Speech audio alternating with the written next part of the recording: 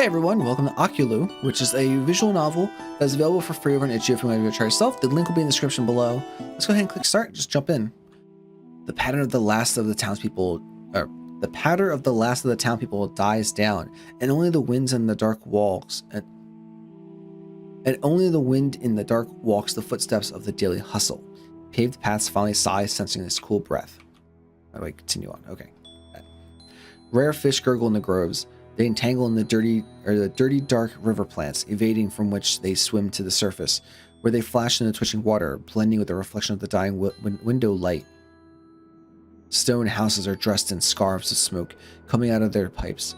Rare, dim street lamps are barely able to cut through the starless blackness, and even the moon refused to go on its duty today, instead staying under a blanket of gloomy clouds.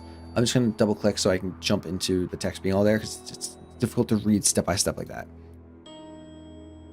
On a night like this, he goes outside on its quest. A woman's voice sounds from one of the three-story houses near the descent to the city river. He wanders around looking for those whose eyes are still open after midnight, and if he sees some little boy looking out the window or a little girl reading a book under the moon, if that happens, he will slip his thin, sharp fingers under the window frame and lift it up with his bony but strong hands. With his long, pale legs, he will step on the floor and approach his victim. Terrified, they won't even scream, and the monster will look straight with his one big eye into the frightened face of a poor child, and then he will pull both kids' eyes out of their sockets, taking with them the light and the identity of the unfortunate. What happens then? A cautious child's voice rang out. Nothing, replied the woman. Those who meet Oculu will never be able to see again. Eventually they forget everything about themselves because with their eyes the creature steals their memory. So at night all children's eyes must be closed. She gently touched her grandson's soft hair and adjusted his blanket. So go right to sleep as soon as possible. I have to put your little brother to bed. But is there no escape at all? They say if he comes, you must not open your eyes and say the word no. But no one has ever escaped, so go to bed now and have a good night. We'll continue tomorrow. Dude, what the hell? I could not read that to my kid. I would not be like, yeah, let me just read you a story about a monster that rips your eyes out if you're not asleep. The woman smiled, kissed the boy's forehead, and left the room. Good night, Grandma. ...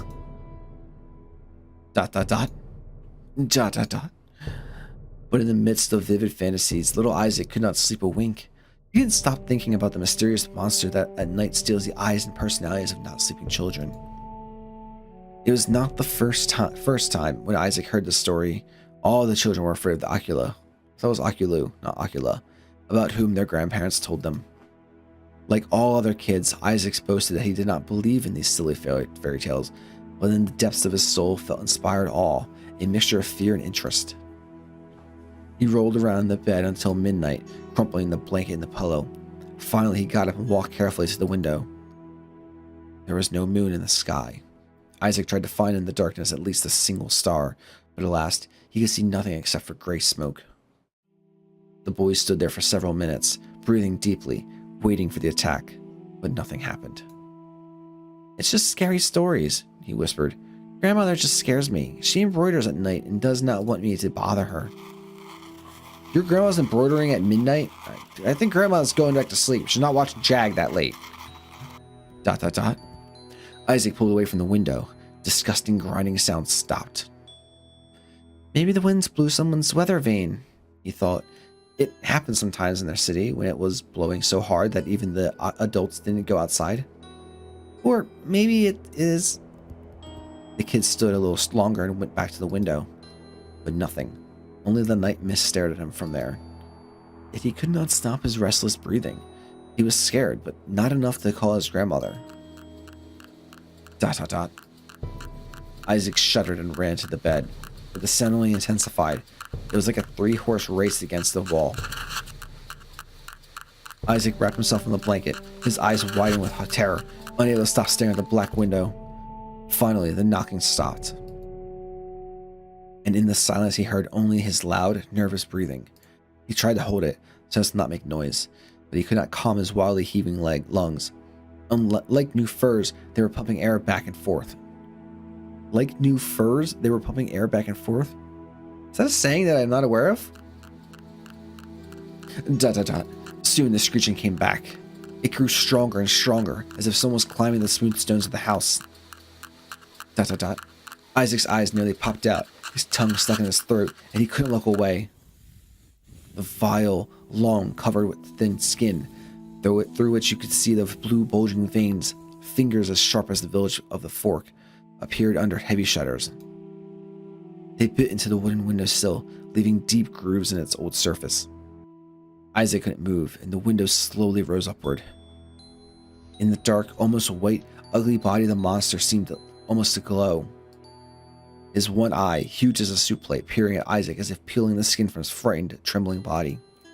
Huge, beastly mouth. No. No animal could have such a jaw. Crooked, rotten teeth, scratching the skin of its owner, hardly fitting inside. Isaac could not utter a word. It was not possible to call for help. The granny would not hear him from downstairs.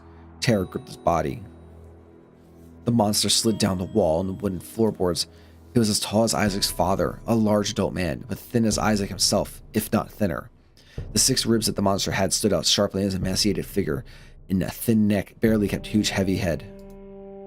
He moved on 4 legs and left behind the owl-wet footprints that smelled of rotten water from the ditch outside the city. It always stank because people from the city left waste there. That was really where to throw in about the waste management of the city, but okay. Oculu slowly came closer, peering at the boy. Finally, they were face to face with each other. ... Only then Isaac realized that Oculu was whispering something, but he couldn't make a word out. What language was that? Probably the devil himself was not aware of that dialect.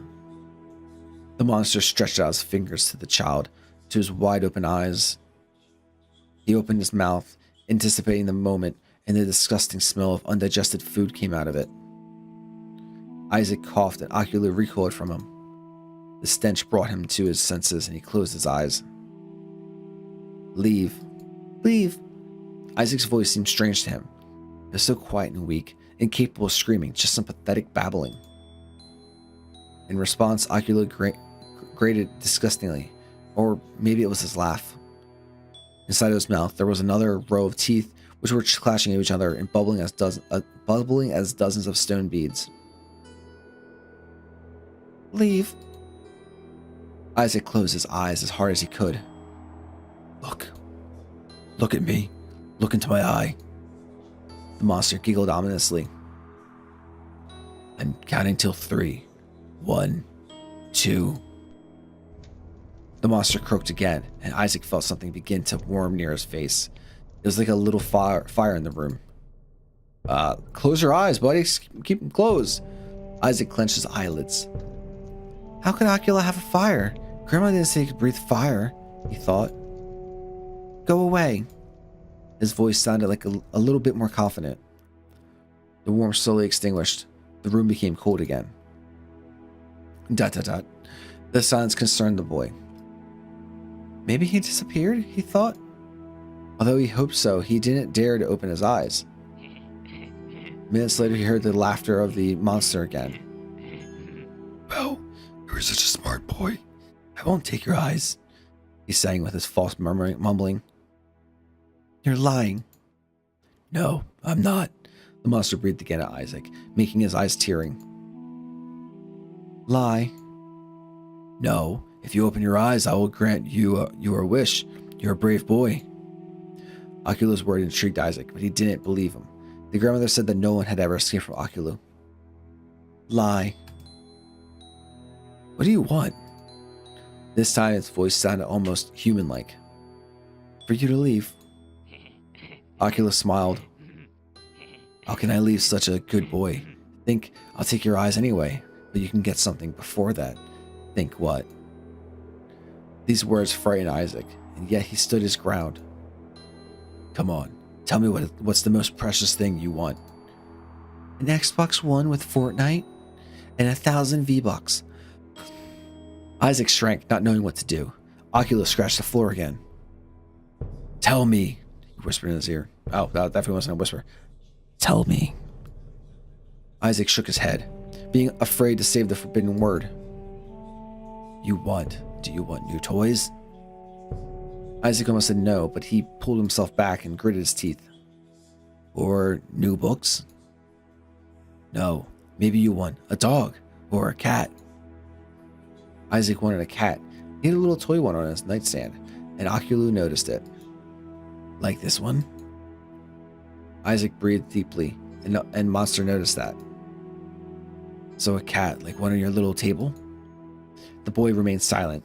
I thought we weren't supposed to say no. Nice. Oh, it's a kitty. ...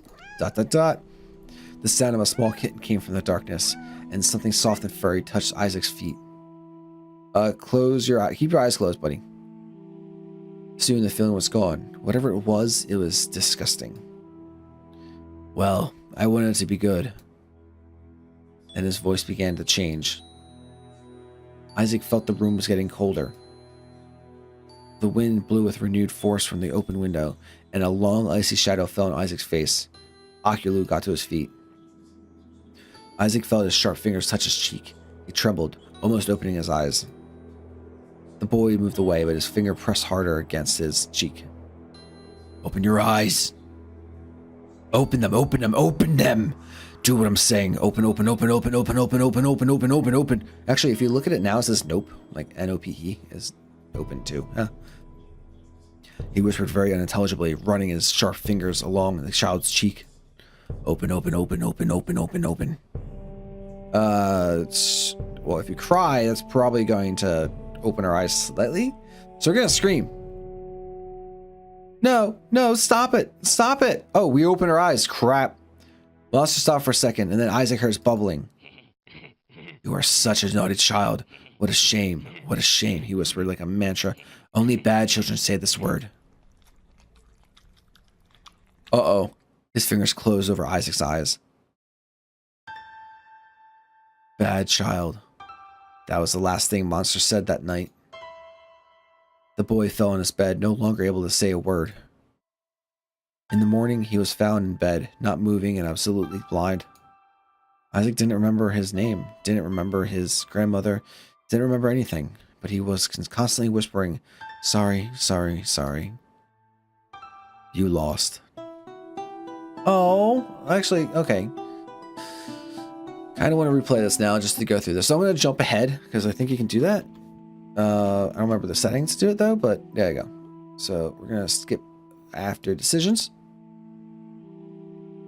And maybe, how do I skip? I don't know how. Oh, okay, that's a save and also showing me in Russian. All right, I'm going to figure out how to skip and then we'll get back to it. So, all right, so we're back here. We're going to cry instead. Isaac closed his eyes more tightly, but could not hold back his tears. He went to hide from the monster, but it seemed to hold him in one place, not letting him to move. Fear of him was stronger than the reason. Cry. Isaac closed his eyes more tightly, but he could not hold back his tears. He went to hide from the monster, but it seemed to hold him in one place, not letting him move. Fear of... Cry. Oh, okay. This time he became calmer and spoke in a very different tone. The whispers became harsher and far less emotional. Actually, let me do that too, because it keeps, for some reason, doing the skip. There you go. That should be fine. Do what I'm saying. I can make it worse. Whoa, okay, that was loud. Then Isaac heard a crash, like someone knocked down a closet in his room. Then more and more. He was startled by every noise and rustle. Things were flying around. Oculu was destroying everything in his room. Toys, books. He tore the pages, beating the dishes, scraped the walls and floors. Why are there dishes in your room, dude? Clean them up, put them in the sink. Isaac whimpered loudly. He almost sobbed, not knowing how to escape. Oculu didn't stop. He continued to grind and destroy his room. The boy could not know how much time has passed, whether the monster had only been there for an hour or only a few minutes. But it was really getting only worse. So I'm assuming hide means we're going to shamble around the room. So, but scream also means that we're going to open our eyes, I learned. So we're going to hide. Oh, under a blanket. That makes sense too. Oculus slammed the cabinet again. Thanks to this, the numbness fell from Isaac. He immediately covered his face with a blanket. He breathed loudly, clenching his teeth and repeating to himself, "Go away, go away." Everything seemed monstrous. Everything was against him. And this monster was just relentless. Unfortunately, Isaac's behavior irritated him even more. Oculu was losing patience. The boy's eyes beckoned to him, but the boy didn't obey. You, how could you? Oculu croaked viciously. You're mine. Your eyes are mine. Just open them. It's over. You won't feel anything. Isaac said nothing, quietly whimpering into the blanket. He couldn't say anything. The creature was bigger and stronger than he. Open the eyes, either yours or someone else's. He angrily cackled right over the boy's head. Isaac shrank even more. Maybe we can wake up someone else, Isaac. The monster stretched his name disgustingly. I have a suggestion. The boy held his breath. He almost gave up. Wake someone else. There's someone else here. Isaac knew who he was talking about, and a cold sweat ran down his back. His shoulders were shaking. Let me get some other good eyes. Not yours, somebody else's. Wake the brother or open your eyes. Ooh, fadoof. Ooh, fadoofu. I mean, I'm assuming if we open our eyes, we do the same thing that we did before. So we're going to wake the brother. We'll get the same ending. Just call him. Isaac opened his trembling lips. It was a heavy burden to understand what he was doing. His heart sank into a tiny ball. He hardly could breathe, and tears ran down his face profusely, immediately drying on the hot cheeks. Aniko? Louder. Aniko? Yeah, almost. No one will hear you but him. Aniko! Almost. Aniko! For a moment, there was complete silence. Isaac didn't know if he waked his brother or not. The silence continued. ... Half an hour passed. Isaac couldn't sleep. He sat under the blanket staring at one point. And only a few hours later, fatigue took him over, and he finally fell asleep. ... In the morning, his brother was found in bed, not moving, absolutely blind. The boy didn't remember his name, didn't remember his grandmother, didn't remember anything. You lost. Oh, wait, I lost again? Am I supposed to open my eyes at that point, I feel? Alright, let's go ahead. We're going to find this again. Alright, so we're back here. We're going to open our eyes now. I won't leave. Isaac took a deep breath. Give them to me. It's either you or someone else. Isaac knew Oculu was talking about his brother Aniko sleeping behind the wall. Do it. He lowered the blanket slowly and carefully opened his eyes. ...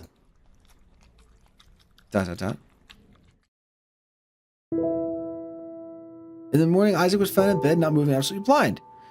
Isaac didn't remember his name, didn't remember his grandmother, didn't remember anything, but he was constantly whispering Aniko. Thank you for playing this game, made by Anastasia Romanov. Okay, so that was actually the ending. The true ending was that we sacrificed our eyes for our brother, which means that the ending that I got before, where I went blind, was the correct ending. But actually, I like this game. I thought it was kind of cute. I feel like it's actually based upon like an actual urban legend of whoever Anastasia Romanovo is. I'm really bad with names, but I feel like this might be like an urban legend or a not urban legend, but like a myth to them. Because I do know there are a lot of legends like to keep kids in line and keep them going to sleep at a good time. But this is actually a really cool one. I do play visual novels for the channel, but I'm not usually like the kind of person that's going to go play them by myself. So if you have a suggestion for a visual novel to play, let me know in the comments down below. I actually would really like that. But I hope you guys check this out. I'm feeling like there's maybe other endings possibly that depend on what you do earlier. But I played this 3 times to figure out the actual true ending. So I finally got it, and it was literally thank you for playing the game.jpg. But I liked it. I thought this was really worth the time. If you guys enjoyed it too, let me know in the comments down below. Leave a thumbs up. I really do appreciate that.